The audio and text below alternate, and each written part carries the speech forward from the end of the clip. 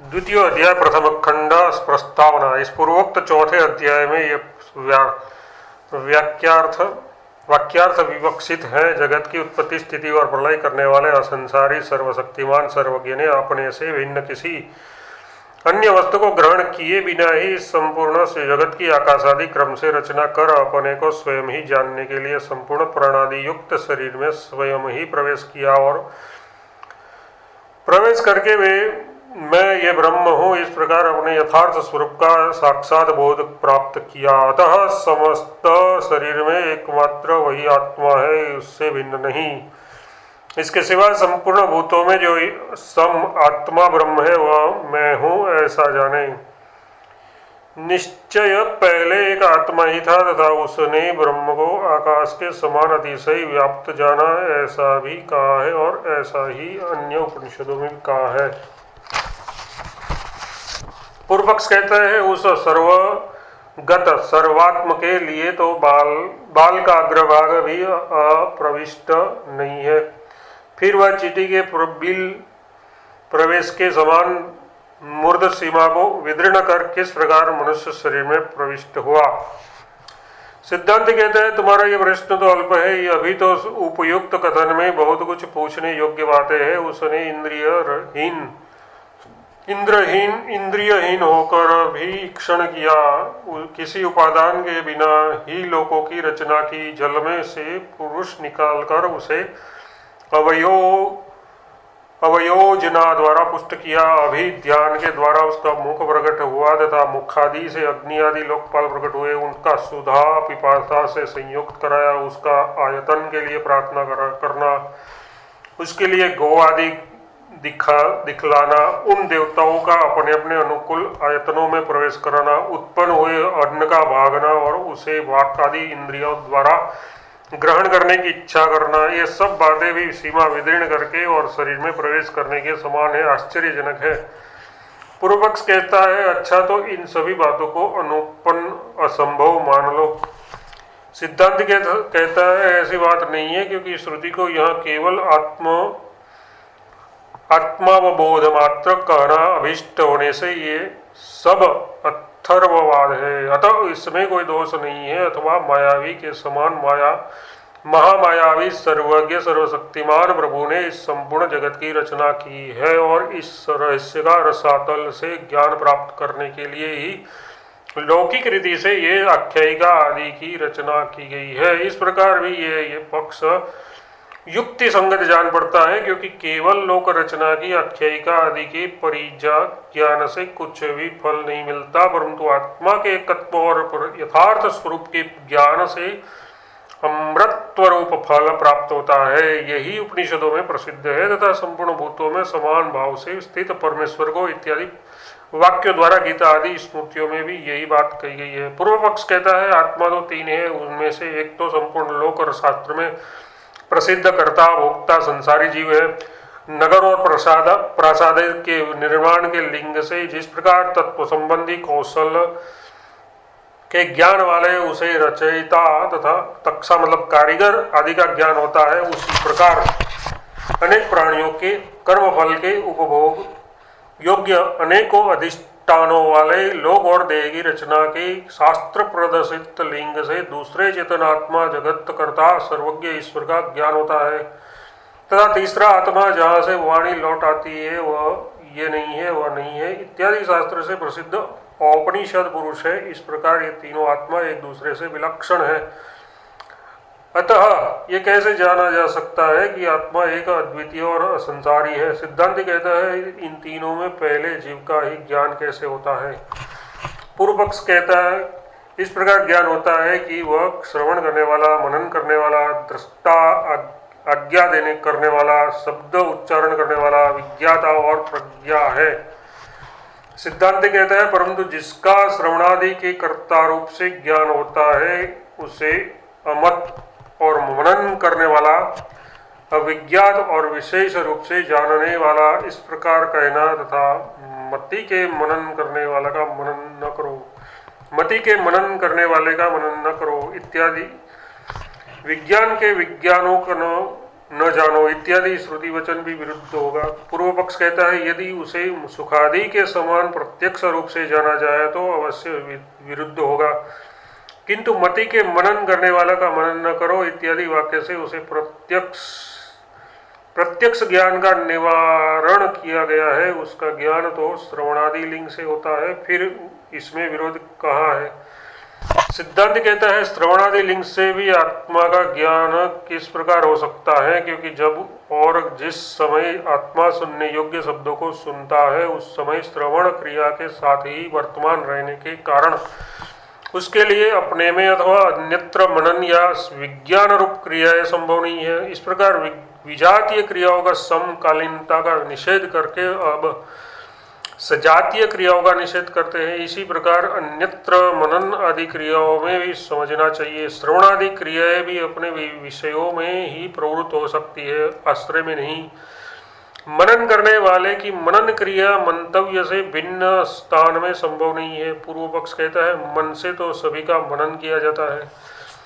सिद्धांति कहता है ये ठीक है, परंतु जो कुछ मनन किया जाता है वह सब मननकर्ता के बिना नहीं किया जा सकता। पूर्व पक्ष कहता है यदि ऐसा हो भी तो इससे क्या होगा। सिद्धांति कहता है इससे यहाँ ये होगा कि जो इस सबका मनन करने वाला है वह मनन करने वाला ही रहेगा, मंतव्य नहीं होगा, तथा उस मनन करने वाला का कोई दूसरा मनन करता भी नहीं है। यदि उसे आत्मा द्वारा ही मंतव्य माना जाए तो उस जिस आत्मा से आत्मा मनन किया जाता है और जिस आत्मा का मनन किया जाता है उनके दो होने का प्रसंग उपस्थित हो जाएगा, अथवा बांस आदि के समान एक ही आत्मा मनता और मंतव्य रूप से दो भागों में विभक्त जान माना जाएगा। किंतु उपयुक्त दोनों प्रकार से अनुत्पत्ति ही है। जैसे कि समान रूप होने के कारण दो दीपकों का परस्पर प्रकाश्य प्रकाशत्व नहीं बन सकता, उसी प्रकार यहाँ समझना चाहिए। इसके सिवा मनता को अपना मनन करने के लिए मंतव्य पदार्थों का मनन करने के व्यापार से रहित होना, रहित कोई काल भी नहीं है। जिस समय भी किसी लिंग के द्वारा मनता अपना मनन करता है उस समय भी पहले ही के समान लिंग से मंतव्य आत्मा और जो कोई उसका मनन करने वाला है वे दो सिद्ध होते हैं, अथवा एक ही दो भागों में विभक्त है। इस प्रकार पूर्वोक्त दोष उपस्थित हो जाता है, और यदि वह न प्रत्यक्ष से जाना जाता है और न अनुमान से, तो ऐसा क्यों कहते हैं कि वह मेरा आत्मा है। ऐसा जाने और क्यों उसे श्रोता मनता इत्यादि बताते हैं। पूर्व पक्ष कहता है आत्मा तो श्रोतृत्वादि धर्म वाला है और आत्मा के आश्रोतृत्व आदि धर्म भी श्रुति में प्रसिद्ध है, फिर इसमें तुम्हें विषमता क्या दिखलाई देती है। सिद्धांति कहता है यदि भी तुझे कोई विषमता ज्ञात नहीं होती तथापि मुझे तो दो होती है। किस प्रकार की जिस समय ये श्रोता होता है उस समय मानता नहीं होता, और जब मनता होता है तब श्रोता नहीं होता। ऐसा होने के कारण वह एक पक्ष में श्रोता और मनता है तो दूसरे पक्ष में न श्रोता है और न मनता ही है। ऐसा ही अन्यत्र विज्ञाता आदि के संबंध में भी समझना चाहिए। जबकि ऐसी बात है तब आत्मा श्रोतृत्वादि धर्म वाला है अथवा अश्रोतृत्वादि धर्म वाला। इस प्रकार संशय स्थान उपस्थित होने पर तुझे विषमता क्यों नहीं दिखाई देती। जिस समय देवदत्त चलता है उस समय वह चलने वाला ही होता है, ठहरने वाला नहीं होता, तथा जिस समय वह ठहरता है उस समय वह ठहरने वाला ही होता है, चलने वाला नहीं होता है। ऐसी अवस्था में इसका गंतृत्व और स्थानत्व प्राक्षिक ही होता है, नित्यगत्व अथवा नित्य स्थानत्व नहीं होता। इसी प्रकार आत्मा का श्रोतृत्वादि भी पाक्षिक ही सिद्ध होगा, नित्य नहीं। कणाद आदि अन्य मतावलंबी भी इस विषय में ऐसा ही समझते हैं, क्योंकि इस विषय में उनका कथन है कि पक्ष में प्राप्त होने वाले श्रोतृत्वादि के कारण ही आत्मा श्रोता मनता इत्यादि कहा जाता है। वे ज्ञान का संयोग जन्यत्व मतलब इंद्रियों मन के संयोग से उत्पन्न होना और एक साथ न होना प्रतिपादन करते हैं, और मन को एक साथ ज्ञान उत्पन्न न होने में वे मैं अन्यमस्क था इसलिए न देख सका इत्यादि लिंग प्रदर्शित करते हैं और ये युक्ति संगत भी है। पूर्व पक्ष कैसा कहता है, ऐसा सिद्धांत भले ही रहे किंतु यदि ऐसा हो तो भी तुम्हारी क्या हानि है। सिद्धांत कहता है यदि तुम्हें अभिमत हो तो तुम्हारे लिए ऐसा भले ही हो, परंतु यदि यह श्रुति का तात्पर्य तो हो नहीं सकता। पूर्व पक्ष कहता है क्या श्रोता मनता इत्यादि श्रुति का अर्थ नहीं है। सिद्धांति कहता है नहीं, क्योंकि श्रुति में तो न श्रोता है न मनता है इत्यादि भी कहा है। पूर्व पक्ष कहता है परंतु इस विरोध को तो तुमने पाक्षिक बताकर खंडित कर दिया। सिद्धांत कहता है नहीं, क्योंकि आत्मा का श्रोतृत्व आदि तो नित्य ही माना गया है, जैसा कि श्रोता की श्रुति का लोभ कभी नहीं होता इत्यादि श्रुति से सिद्ध होता है। पूर्व पक्ष कहता है ऐसी दशा में तो आत्मा का नित्य श्रोतृत्व आदि मानने पर प्रत्यक्ष विरुद्ध अनेक अज्ञानों का एक साथ उत्पन्न होना और आत्मा में अज्ञान का अभाव, ये दो बातें माननी पड़ेगी, किंतु ये किसी को अभिष्ट नहीं है।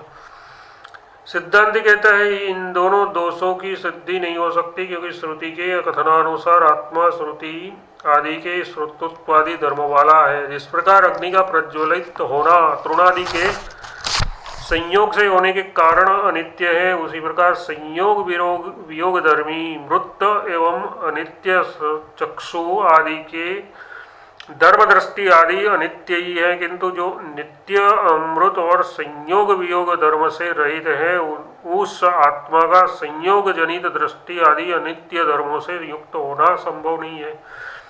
ऐसी ही दृष्टि की दृष्टि का लोप नहीं होता इत्यादि श्रुति भी है। इस प्रकार दो दृष्टि सिद्ध होती है, एक है नेत्र की अनित्य दृष्टि और दूसरा आत्मा की नित्य दृष्टि। इस प्रकार दो श्रुति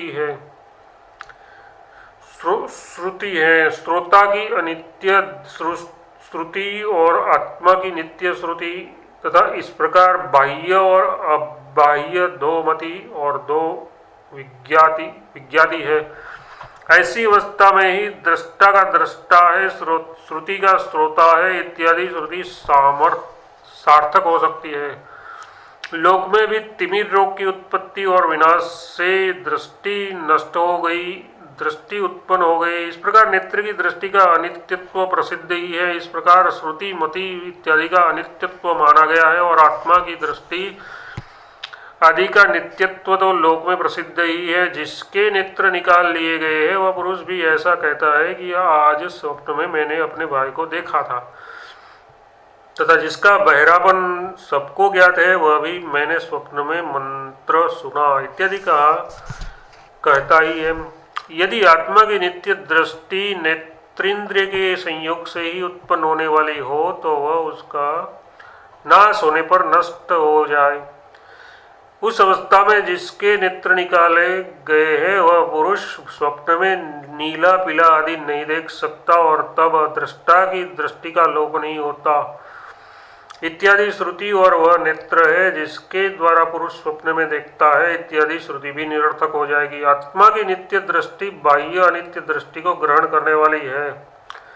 बाह्य दृष्टि उत्पत्ति विनाशादि अनित्य धर्मों वाले है, अतः लोगों को जो उसे ग्रहण करने वाली आत्मदृष्टि का उसी के समान भाषित होना और अनित्य होना आदि प्रतीत होता है वह भ्रांति के कारण है, ऐसा मानना ठीक ही है। जिस प्रकार भ्रमण आदि धर्म वाली अलात चक्र आदि वस्तुओं से संबंधित दृष्टि भी भ्रमित सी जान पड़ती है, उसी प्रकार इसे समझना चाहिए। ऐसा ही ध्यायति लेलायति आदि श्रुति भी कहती है। अतः नित्य होने के कारण आत्मदृष्टि का योगपद अनेक दृष्टियों का एक साथ होना अथवा अयोग्य पद नहीं है। बाह्य अनित्य दृष्टि रूप उपाधि के कारण लोकों और तार्किक पुरुषों को वैदिक संप्रदाय से रहित होने के कारण ऐसी भ्रांति होना उचित ही है कि आत्मा की दृष्टि अनित्य है।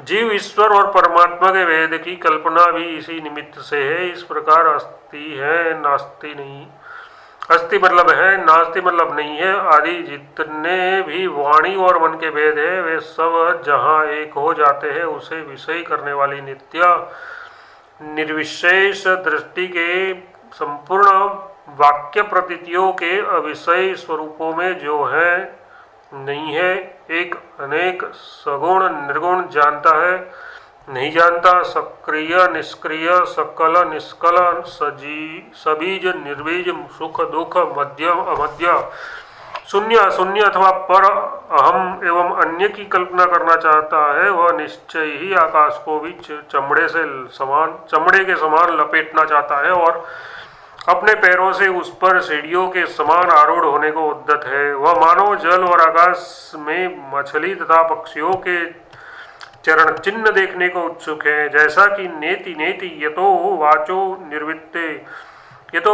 निर्वंते इत्यादि श्रुतियों और को अद्रावेद इत्यादि मंत्र वर्ण से सिद्ध होता है। पूर्व पक्ष कहता है तो फिर उसे वह मेरा आत्मा है इस प्रकार कैसे जाना जाता है, बताओ उसे मैं किस प्रकार से ये मेरा आत्मा है इस प्रकार जानूंगा। सिद्धांति कहता है इस विषय में एक आख्यायिका कहते हैं, किसी मूढ़ मनुष्य से किसी ने उससे कोई अपराध बन जाने पर कहा तुझे धिक्कार है, तू मनुष्य नहीं है। उसने मूढ़तावश अपना मनुष्यत्व निश्चित कराने के लिए किसी के पास जाकर कहा आप बताइए मैं कौन हूँ।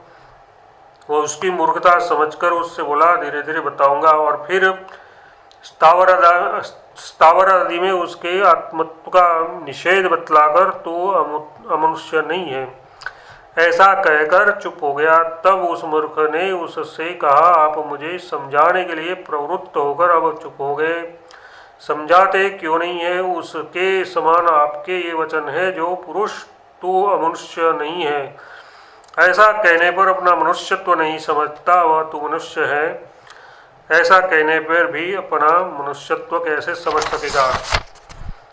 अतः जैसा शास्त्र का उपदेश है उसके अनुसार ही आत्म साक्षात्कार की विधि है, उससे भिन्न नहीं। अग्नि से दग्ध होने वाले तृण आदि किसी अन्य वस्तु से नहीं जलाए जा सकते।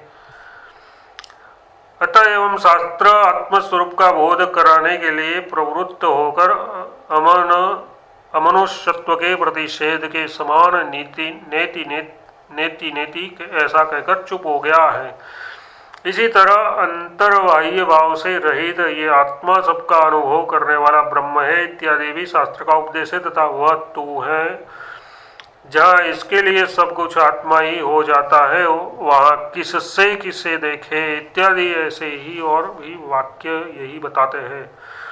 जब तक ये जीव उपयुक्त आत्मा को ये ऐसा है इस प्रकार नहीं जानता, तब तक ये बाह्य अनित्य दृष्टि रूप उपाधि को आत्मभाव से प्राप्त होकर अविद्यावश उपाधि के धर्मों को आत्मा के धर्म मानता हुआ ब्रह्मा से लेकर स्थावर पर्यंत देवता पशु पक्षी और मनुष्यों की योनियों में पुनः पुनः चक्कर लगाता हुआ अविद्या कामना और कर्म के अधीन हो जन्म मरण रूप संसार को प्राप्त होता रहता है। वह इस प्रकार संसार को प्राप्त हुए देह और इंद्रियों के संघात को त्याग देता है और एक को त्याग कर दूसरे को ग्रहण कर लेता है। वह इसी प्रकार नदी के स्रोत के समान जन्म मरण की परंपरा का विच्छेद न होते हुए किन अवस्थाओं में रहता है, इसी बात को मनुष्यों के मन में वैराग्य उत्पन्न कराने के लिए दिखलाती हुई श्रुति कहती है पुरुष का पहला जन्म।